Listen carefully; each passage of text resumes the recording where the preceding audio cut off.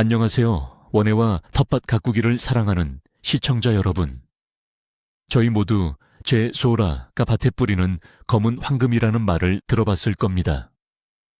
칼륨인 그리고 미량 원소가 풍부한 천연 비료죠. 우리는 이것이 식물에 좋을 거라고 믿고 아낌없이 밭에 뿌려줍니다.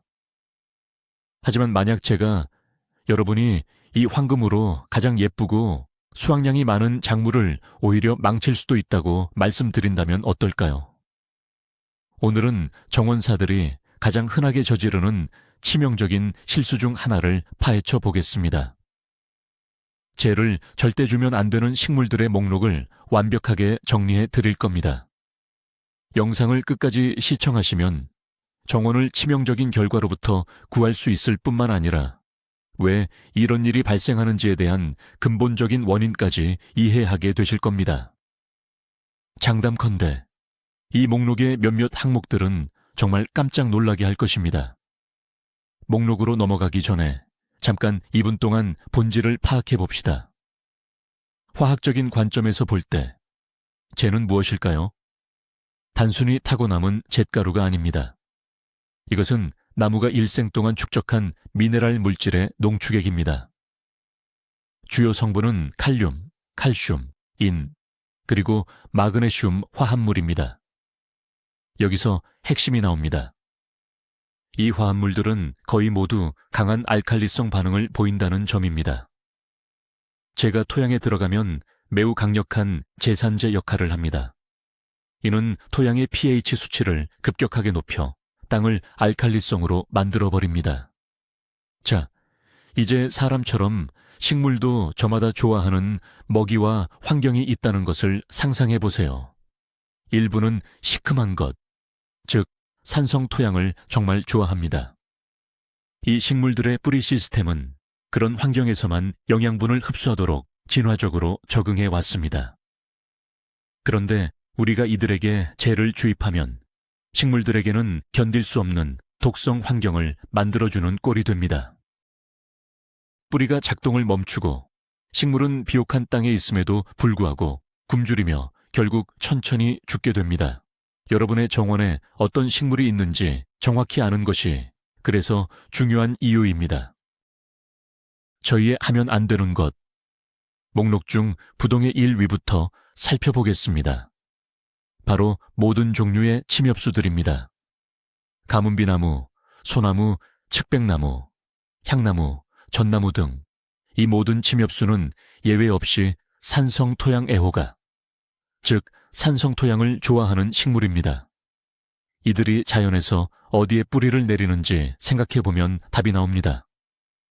바로 숲속 두껍게 쌓인 침엽수 낙엽, 즉 소립이 덮인 토양입니다.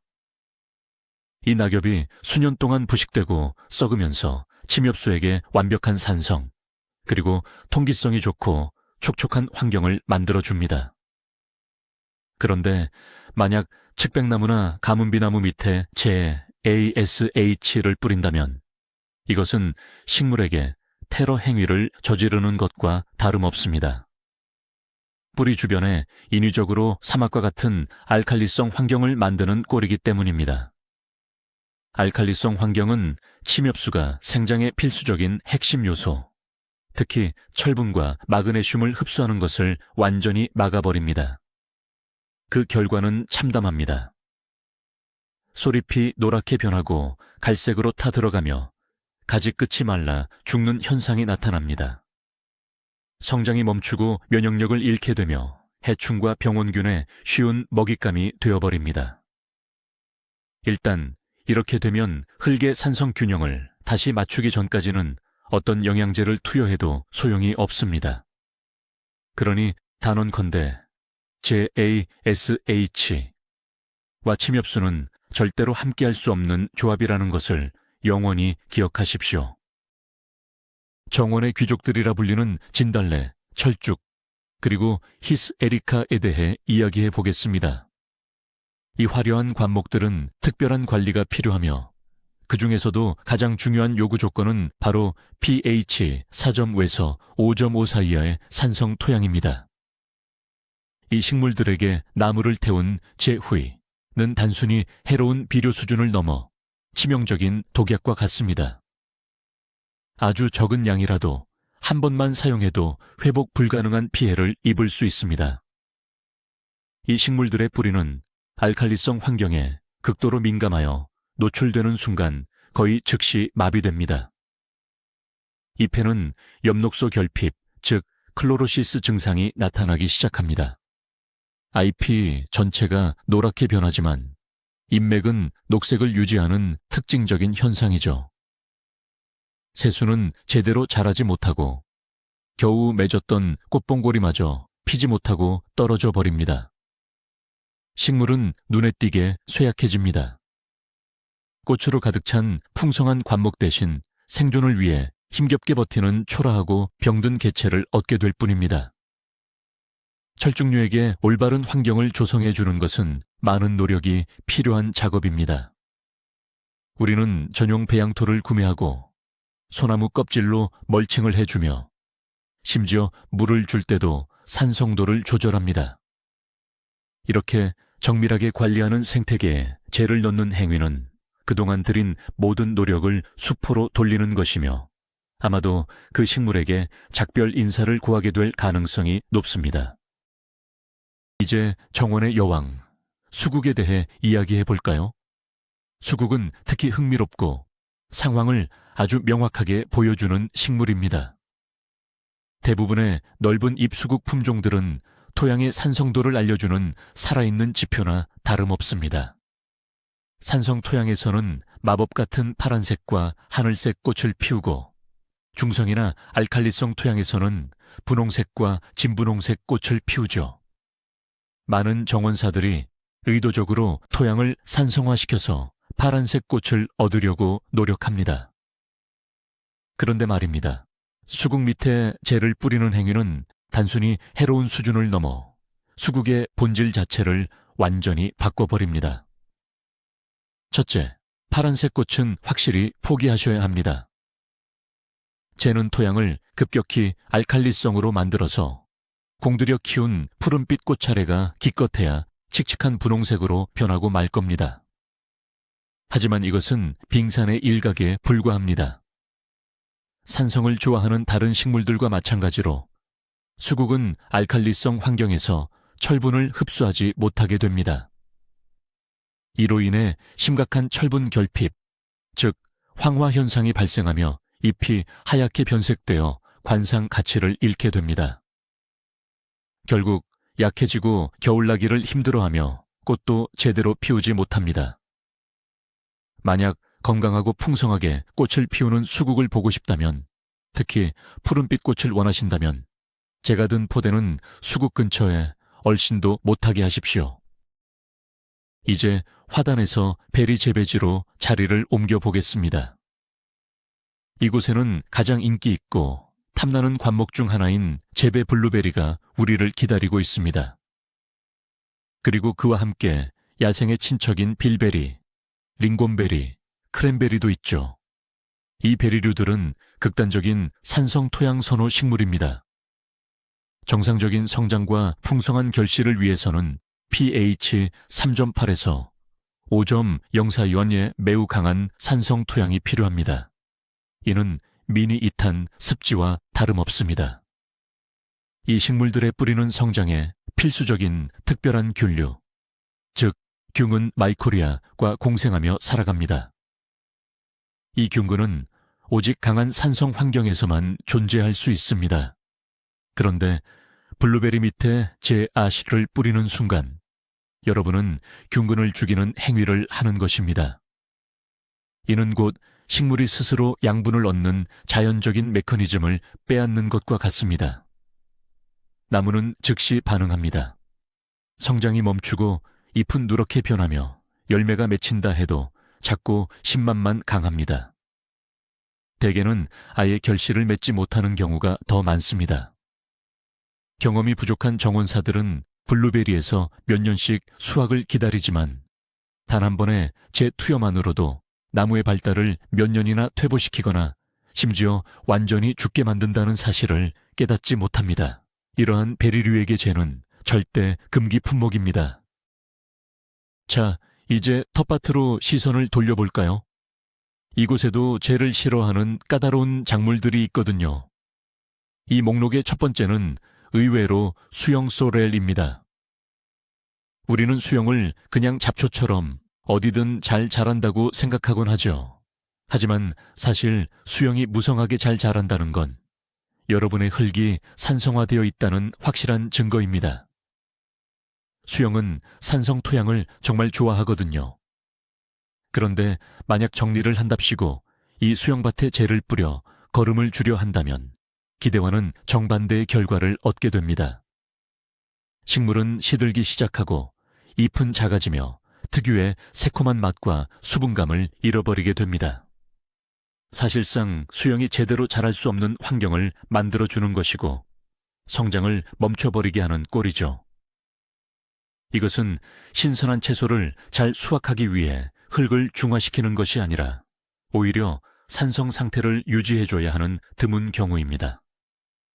그러니 만약 수영으로 만든 요리, 예를 들어 러시아식 채소 수프 등을 좋아하신다면 꼭 기억하세요. 수영에게 재는 절대 도움이 되지 않습니다. 참고로 이 규칙은 루바브에도 해당됩니다. 루바브 역시 즙이 많고 통통한 줄기를 만들기 위해서는 약산성 토양을 선호한다는 사실을 기억해 두시면 좋습니다. 놀랍게도 일부 뿌리 채소들은 제나무재를 사용하는 것에 대해 굉장히 조심해야 합니다. 예를 들어 무, 순무, 그리고 다이콘 같은 작물들이 그렇죠. 이 작물들은 소나무처럼 엄격하게 산성 토양을 좋아하는 식물은 아니며 넓은 범위의 pH에서도 잘 자랄 수 있습니다. 하지만 가장 품질이 좋고 아삭하며 부드러운 뿌리 채소를 얻으려면 약산성이나 중성 토양에서 키워야 합니다. 만약 토양의 균형을 지나치게 알칼리성으로 치우치게 만드는 재를 과하게 사용하면 오히려 독이 될 수 있습니다. 첫째, 알칼리성 환경에서는 일부 미량 원소 흡수가 제대로 이루어지지 않아 결과적으로 채소의 맛이 떨어집니다. 둘째, 그리고 이게 가장 중요한 이유인데 알칼리성 토양은 감자나 무에서 흔히 나타나는 불쾌한 질병인 더댕이병 에스캅 디시즈 발생을 촉진합니다. 이 병에 걸리면 뿌리채소 표면에 복이 흉한 혹이나 궤양이 생겨 상품성을 잃고 저장성도 나빠집니다. 따라서 이런 작물들에게 재를 비료로 주는 경우에는 굉장히 신중해야 합니다. 해충 방제를 위해 밭두둑에 재를 가볍게 뿌려주는 것 정도는 괜찮지만 땅을 뒤엎을 때 주 비료로 사용하는 것은 피해야 합니다. 이제 저희 목록에서 가장 논란이 많은 작물, 바로 감자입니다. 이 감자에 대해서는 텃밭을 가꾸는 분들 사이에서 의견이 크게 갈립니다. 많은 분들이 예전 방식대로 심을 때 제 잿가루 한 줌을 구덩이에 넣고 풍성한 수확을 얻곤 합니다. 이 방법이 효과가 있을 수도 있지만 여기에는 딱 하나 큰 함정이 있습니다. 감자는 무처럼 토양이 너무 알칼리성이 되면 감자 더댕이병 에스카버에 극도로 취약해집니다. 만약 밭에 이미 이 더댕이병 문제가 있다면 재를 많이 주는 것은 병에게 오히려 좋은 환경을 제공하는 꼴이 됩니다. 감자알이 온통 흉터와 상처투성이가 될 겁니다. 감자가 깨끗하고 병 없이 잘 자라기 위한 최적의 토양 산도는 약산성입니다. 따라서 여기서는 해를 끼치지 말라는 원칙이 적용됩니다. 만약 흙이 무겁고 산성이 강한 진흙 토양이라면 심을 때 소량의 재는 도움이 될 수 있습니다. 하지만 흙이 가볍고 모래 성분이 많거나 이미 더댕이병이 있다는 사실을 안다면 감자 밑에 재를 넣는 것은 아예 포기하는 것이 좋습니다. 병들어서 저장하기 어려운 수확물을 얻을 위험이 너무 크기 때문입니다. pH 산도에 영향을 주지 않는 다른 칼륨 비료를 사용하는 것이 더 현명합니다. 이제 다시 화단으로 돌아가 볼까요? 우리가 풍성하고 오랫동안 꽃을 피운다고 해서 좋아하는 많은 일년생 꽃들은 사실 약산성 토양을 선호합니다. 대표적인 예가 바로 페튜니아입니다. 페튜니아가 꽃으로 뒤덮인 풍성한 포기로 자라려면 적절한 영양분 균형과 함께 편안한 산도의 토양이 필수입니다. 하지만 제 아시가 만들어내는 알칼리성 환경에서는 페튜니아가 철분 결핍을 겪기 시작합니다. 특히 어린 잎들이 창백해지고 노란색을 띠게 되며 꽃도 시원찮게 피게 되죠. 이는 다른 인기 있는 여름꽃들, 예를 들어 한련화, 나스터튬 던간, 금잔화, 메리골드지에도 동일하게 적용됩니다. 물론 이 꽃들은 아주 강해서 거의 어떤 환경에서도 자라긴 하지만 그 아름다움의 최대치를 끌어내려면 pH7보다 약간 낮은 토양이어야 합니다. 그러니 씨앗 봉투에서 겨우 세 송이의 시들한 꽃이 아니라 풍성하게 피어난 꽃 카펫을 얻고 싶다면 섣불리 그 밑에 재를 뿌리지 마십시오. 대신 잘 숙성된 퇴비를 화단에 사용하는 것이 좋습니다. 이는 훨씬 균형 잡히고 꽃들에게 유리한 환경을 조성해 줄 것입니다. 향긋한 허브에 대해 이야기해 볼까요? 그중 민트나 레몬밤 같은 허브는 키우기 비교적 쉬운 편에 속하며 다양한 환경에서 잘 자랄 수 있죠. 하지만 이들이 정말 좋아하는 토양은 약산성에서 중성 사이입니다. 나무를 태운 재로 인해 알칼리성이 과해지면 허브의 성장이 억제될 수 있습니다. 줄기는 덜 풍성해지고 무엇보다 중요한 향이 약해질 수 있습니다. 왜냐하면 진한 향을 담당하는 것은 에센셜 오일인데 이 오일 생산은 식물의 전반적인 건강 상태와 미량 원소의 공급에 직접적으로 연결되어 있기 때문입니다. 만약 적합하지 않은 산도 때문에 스트레스를 받으면 식물은 향기로운 성분을 만들어내는 대신 생존에 힘을 쏟게 됩니다. 마조람이나 오레가노 같은 다른 허브들도 마찬가지입니다. 재를 준다고 해서 당장 죽지는 않겠지만 이런 비료에 고마워하지는 않을 겁니다. 이들에게는 다른 많은 작물과 마찬가지로 유기농 퇴비가 가장 좋습니다. 유기농 퇴비는 영양분을 공급할 뿐만 아니라 토양 구조를 개선하며 pH 균형을 급격하게 깨뜨리지 않기 때문입니다. 언급할 가치가 있는 또 다른 식물군은 바로 백합 일부 품종입니다. 특히 오리엔탈 계열이나 OTI 하이브리드 백합은 약산성 토양에서 잘 자라는 특성이 있습니다. 따라서 토양의 재를 사용하게 되면 이들의 생육에 부정적인 영향을 줄 수 있습니다. 알칼리성 환경에서는 영양분 흡수가 어려워져서 식물 자체가 약해지기 때문입니다. 줄기가 가늘어지고 잎은 창백해지며 꽃 자체도 기대했던 것보다 작게 필 수 있습니다. 또한 잿빛 곰팡이병 보트리티스, 과 같은 곰팡이성 질병에 더 쉽게 감염될 위험도 높아집니다. 물론 알칼리성 토양을 좋아하는 백합 품종, 석회질 선호종도 있습니다. 대표적으로 순백색 백합, 즉 릴리움 칸디둠이 그렇죠. 하지만 대부분의 현대적인 품종과 교배종에게는 중성 또는 약산성 환경이 가장 적합합니다. 그러므로 키우시는 백합 품종의 정확한 특성을 잘 모르겠다면 재사용은 피하시는 것이 좋습니다. 대신 국은 식물 전용으로 특별히 개발된 복합 미네랄 비료를 사용하는 것이 현명합니다. 이번 목록에 의외의 손님이 등장했습니다. 바로 수박입니다. 뜨거운 태양과 모래 토양을 연상시키는 이 박과 작물은 사실 약산성 토양을 좋아합니다. 정확히는 pH 6.0에서 6.8 사이의 산도를 선호하죠. 그런데 재를 과도하게 투입하여 토양이 강한 염기성 알칼리성이 되면 수박은 망간과 붕소 같은 미량 원소의 흡수 과정에 문제가 생깁니다. 이 미량 원소들은 수박의 착과 열매가 맺히는 것과 과일 속 당분 축적에 결정적으로 중요한 역할을 합니다. 그 결과 덩굴에는 꽃이 피지만 열매가 맺히지 않거나 맺혔던 어린 열매가 노랗게 변하면서 떨어져 버리는 문제에 직면할 수 있습니다. 설령 열매가 끝까지 자라더라도 당도가 떨어지고 덜 아삭한 수박이 될 수 있습니다.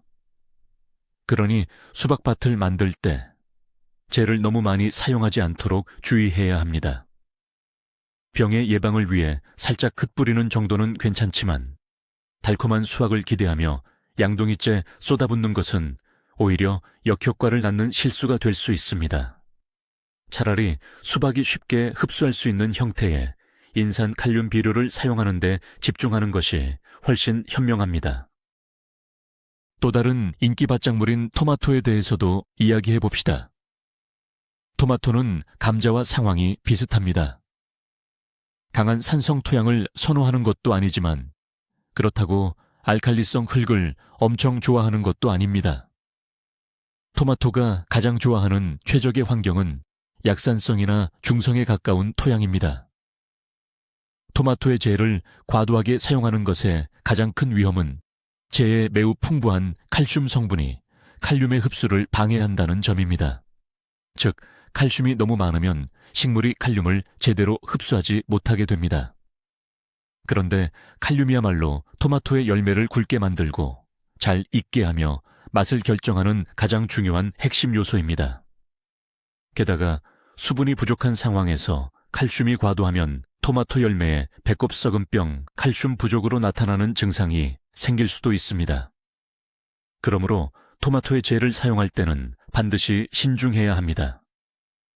토양이 심하게 산성이라면 심을 때 구덩이에 한 줌 정도 넣어주는 것은 도움이 될 수 있습니다.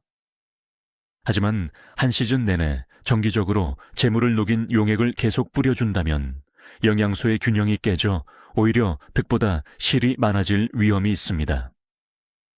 유기물과 복합 광물질 비료를 번갈아 사용하는 방식으로 거름을 주는 것이 가장 좋습니다. 정원사들이 흔히 하는 실수 중 하나가 바로 퇴비더미에 잿가루를 너무 많이 넣는 것입니다. 칼륨이나 미량 원소를 보충해서 퇴비를 더 풍부하게 만들려는 의도는 충분히 이해가 갑니다. 하지만 이 행동이 여러분의 소중한 유기질 비료를 시한폭탄으로 만들 수도 있습니다. 아시다시피 젤은 강한 알칼리성입니다. 젤을 퇴비에 섞으면 전체 퇴비의 pH 농도가 확 올라가게 되죠. 결국 알칼리성 퇴비가 만들어지게 됩니다. 그리고 이 퇴비를 산성 토양을 좋아하는 수국, 침엽수 또는 블루베리 같은 작물에 사용하면 순수한 젤을 뿌리는 것만큼이나 큰 해를 입힐 수 있습니다. 게다가 pH가 너무 높은 강알칼리성 환경에서는 퇴비화 과정 자체가 느려지며 식물에 유익한 질소 성분까지 공기 중으로 날아가 버릴 수 있습니다. 그러므로 정령제를 퇴비에 넣고 싶다면 규칙은 이렇습니다. 전체 퇴비 1 세제곱미터당 삽으로 한두 번 정도의 아주 극소량만 사용하고 반드시 전체와 잘 섞어주셔야 합니다. 아니면 더 좋은 방법은 젤을 따로 보관해 두었다가 실제로 제가 필요한 특정 작물에만 국소적으로 사용하는 것입니다. 널리 퍼진 오해가 하나 있습니다. 바로 조금만 쓰는 건 괜찮다는 생각이죠. 일부 정원사들은 산성토를 좋아하는 식물에게 제가 해롭다는 것을 알면서도 소독용 또는 해충 방지용이라며 주변 땅에 젤을 뿌리곤 합니다. 하지만 이는 대단히 위험한 착각입니다. 첫째, 젤 살충 및 살균 효과는 크게 과장되어 있습니다. 민달팽이 정도는 쫓아낼 수 있을지 몰라도 심각한 병충해는 막아주지 못합니다. 둘째, 제가 주는 피해는 누적 효과가 있습니다. 아무리 적은 양이라도 토양을 알칼리성으로 만드는 데 기여합니다. 한두 시즌 동안 가볍게라도 젤을 꾸준히 사용하다 보면 자신도 모르는 사이에 토양 산성도가 식물에게 치명적인 수준까지 도달할 수 있습니다. 식물은 서서히 시들어갈 것이고 여러분은 병충해나 물 부족 등 온갖 다른 이유를 찾을 것입니다. 정작 자신이 체계적으로 식물에게 견딜 수 없는 환경을 만들어줬다는 사실은 깨닫지 못합니다. 따라서 우리가 다루는 이 식물들에게는 엄격한 규칙이 적용되어야 합니다. 어떤 형태, 어떤 양으로도 재와 접촉해서는 안 됩니다. 이들에게는 다른, 더 안전한 보호 및 영양 공급 방식을 사용하는 것이 훨씬 현명합니다. 당근과 비트에 대해 이야기해 봅시다. 이 두 뿌리 채소는 칼륨을 매우 좋아해서 언뜻 보면 쟤는 이들에게 완벽한 비료처럼 보입니다. 부분적으로는 맞는 말입니다. 쟤를 거름으로 주면 반응이 좋지만 사용량과 관련된 주의할 점이 있습니다. 당근과 비트가 자라기에 가장 이상적인 산도 pH는 6에서 7 사이의 중성입니다. 만약 발의 토양이 원래 산성이라면 쟤를 넣어주는 것은 산도를 높여주는 효과가 있어 매우 도움이 될 것입니다. 하지만 과도하게 사용해서 토양을 지나치게 알칼리성으로 만들면 문제가 발생합니다. 당근의 경우 이런 환경에서는 검은 전문의병 포모시스의 생기거나 뿌리가 수염처럼 잔뿌리가 많이 나서 매끈함을 잃게 됩니다. 비트는 토양이 강한 알칼리성을 띠면 필수 영양소인 붕소보론을 제대로 흡수하지 못하게 됩니다. 이 때문에 신부썩은병, 즉 뿌리 채소 내부에 검고 썩은 듯한 빈 공간이 생기는 현상이 나타납니다. 따라서 이 작물들에게 쟤는 정량을 지켜서 칼륨 보충을 위한 보조 비료로 사용해야 하며 절대 주 비료처럼 무분별하게 뿌려서는 안 됩니다. 콩과 작물, 즉 완두콩, 강낭콩, 콩류 이야기도 빼놓을 수 없습니다. 이들은 뿌리에 사는 근류균과의 공생작용 덕분에 스스로 질소를 공급하는 능력이 탁월합니다. 이 근류균은 중성이나 약알칼리성 토양에서 가장 활발하게 활동합니다. 따라서 토양이 산성일 때는 적절한 양의 제목회를 넣어주는 것이 도움이 될 수 있습니다. 하지만 만약 흙이 이미 중성에 가까운데도 불구하고 재를 과도하게 투입하면 오히려 토양을 지나치게 알칼리성으로 만들게 됩니다. 이렇게 되면 콩과 작물은 망간과 아연 흡수에 어려움을 겪게 되어 그 결과 잎이 노랗게 변하고 성장이 더뎌집니다. 또한 재 속에 들어있는 과도한 칼륨 성분은 마그네슘의 흡수까지 방해할 수 있습니다.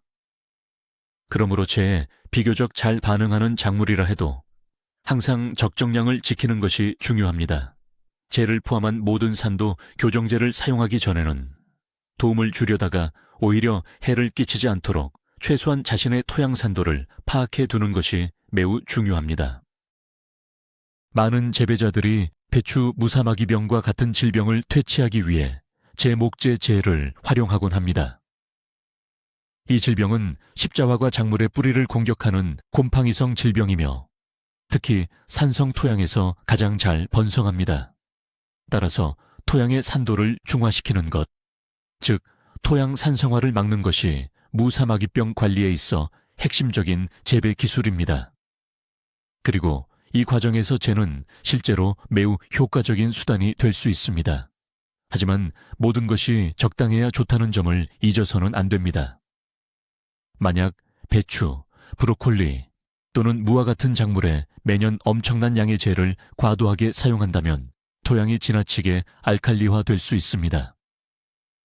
토양이 너무 알칼리성이 되면 이미 알고 계시듯이 영양소 불균형을 초래하고 절, 붕소, 망간 같은 필수 미량 요소의 흡수를 방해하게 됩니다. 결과적으로 배추는 단단하지 못한 무른 결구를 형성하게 되고 부적절한 pH로 인해 인피, 결핍이 발생하여 잎이 보라색으로 변하는 현상이 나타날 수 있습니다. 그러므로 재를 질병 치료 목적으로 사용하더라도 반드시 신중하게 사용해야 합니다. 가을철 밭을 갈 때, 경운할 때 한 번 넣어주는 것으로 충분합니다. 매주 추가로 심을 구덩이에 재를 붓거나 재물을 녹인 용액을 뿌릴 필요는 전혀 없습니다. 그렇다면 만약 실수로 좋아하는 수국이나 측백나무 같은 식물에 재를 뿌려서 식물이 시들거나 스트레스를 받고 있다는 징후를 발견했다면 어떻게 대처해야 할까요? 빠르게 대처한다면 아직 늦지 않았습니다. 첫 번째, 제가 들어간 겉털 표토. 부분을 최대한 조심스럽게 걷어내 제거합니다. 두 번째, 뿌리 주변부를 깨끗한 물로 충분히 흠뻑 적셔줍니다. 이는 토양 속에 있는 알칼리 성분을 더 깊은 층으로 씻어내기 위함입니다. 세 번째, 그리고 가장 중요한 단계는 토양을 산성화시키는 긴급 조치를 시작하는 것입니다. 원예 용품점에서 판매하는 전문 토양 산성화제를 사용할 수 있습니다. 혹은 구연산이나 인산 같은 것을 아주 묽게 희석한 용액이나 미세 유황 용액으로 식물에 물을 줄 수도 있습니다. 또한 산성토탄 피트모스, 소나무 껍질 또는 침엽수 낙엽을 이용해 뿌리 쪽에 멀칭을 해주는 것도 큰 도움이 됩니다. 이러한 조치들은 토양의 pH를 식물이 편안하게 느낄 수 있는 범위로 점차 되돌려서 식물이 회복할 기회를 줄 것입니다. 하지만 물론 이런 일이 일어나지 않도록 미리 방지하는 것이 가장 좋습니다. 그렇다면 제가 정말로 이로운 작물은 무엇인지 다시 한번 정리해 보겠습니다. 가지과 작물, 예를 들어 고추나 가지 같은 작물은 특정 상황의 감자 제외하고 대부분 쟤를 정말 좋아합니다. 오이, 애호박, 단호박 같은 밭과 작물들도 쟤에 아주 잘 반응합니다. 우리가 알아봤듯이 대부분의 배추과 작물 역시 토양의 산성도를 낮춰주는 쟤를 방입니다. 베리류 중에서는 특히 블랙커런트와 라즈베리가 쟤를 사랑합니다. 화단에서는 장미, 클레마티스, 작약, 델피니움, 그리고 플록스 같은 꽃들이 제 덕분에 고마워할 겁니다. 이 모든 식물은 중성 또는 약알칼리성 토양을 선호하며 재에 들어있는 칼륨과 칼슘 성분이 이들에게 쉽게 흡수되어 큰 도움이 됩니다. 우리가 내려야 할 가장 중요한 결론은 이것입니다.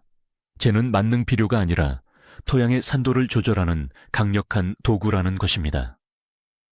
따라서 밭에 있는 개별 작물들의 필요성을 명확히 이해하고 무분별하게 사용하는 것이 아니라 신중하게 활용해야 합니다. 그래야만 해를 끼치지 않고 최대의 효과를 볼 수 있습니다. 자, 그렇다면 우리가 내릴 수 있는 가장 중요한 결론은 무엇일까요? 재는 식물에게 단순한 영양제가 아니라 토양의 환경을 근본적으로 바꾸는 강력한 화학물질이라는 점입니다. 재는 중성이나 알칼리성 환경을 좋아하는 식물에게는 훌륭한 조력자이지만 산성 토양을 선호하는 식물에게는 치명적인 적이 될 수 있습니다. 재를 삽으로 뜨기 전에 항상 스스로에게 물어보세요. 이 식물이 좋아하는 토양 환경은 무엇인가? 이 간단한 규칙을 몰라서 수많은 아름다운 침엽수와 철쭉류가 고사하거나 블루베리 수확에 실패하는 정원사들이 아주 많습니다. 오늘 영상을 보시고 나서는 더 이상 이 실수를 반복하지 않으시길 바랍니다. 산성 토양을 좋아하는 식물에는 재 대신 침엽수나 수국용 전문 비료를 사용하시고 피트모스나 나무 껍질로 멀칭해 주세요. 그러면 식물들이 건강하고 아름다운 모습으로 여러분께 보답할 것입니다. 그리고 쟤는 장미, 양배추, 그리고 블랙커런트 같은 식물들을 위해 아껴두세요. 바로 이 식물들이 여러분에게 진정한 감사를 표할 겁니다. 자, 여러분, 오늘 저희가 가장 흔한 원예 상식, 즉 미신 중 하나를 제대로 파헤쳐 봤습니다. 잿째는 만병통치약이 아니라 현명하게 사용해야 하는 강력한 수단입니다. 이제 여러분은 침엽수, 수국, 진달래, 블루베리와 같은 산성 토양을 좋아하는 식물들이 겉보기엔 유용한 이 비료 때문에 심각하게 피해를 입을 수 있다는 것을 확실히 아셨을 겁니다. 이 모든 것은 잿째의 알칼리성 반응 때문인데 이 반응이 식물에게 필요한 양분 흡수를 방해하고 독성이 있는 환경을 만들게 됩니다. 이 간단한 원칙만 기억하시면 여러분의 정원은 건강과 아름다움을 지킬 수 있습니다. 끝까지 이 중요한 영상을 시청해 주셔서 정말 감사합니다. 만약 오늘 새롭고 유익한 정보를 얻으셨다면 앞으로 나올 새로운 정원 관리 팁과 비밀을 놓치지 않도록 채널 좋아요와 구독으로 응원해 주세요. 자, 이제 여러분께 질문 하나 드릴게요. 제재 사용에 대한 개인적인 경험, 긍정적이든 부정적이든 있으신가요? 여러분의 경험상 어떤 식물이 제재에 가장 좋은 반응을 보였고 어떤 식물이 안 좋았나요? 여러분의 이야기를 댓글로 남겨주세요. 우리 함께 경험을 나눠봐요.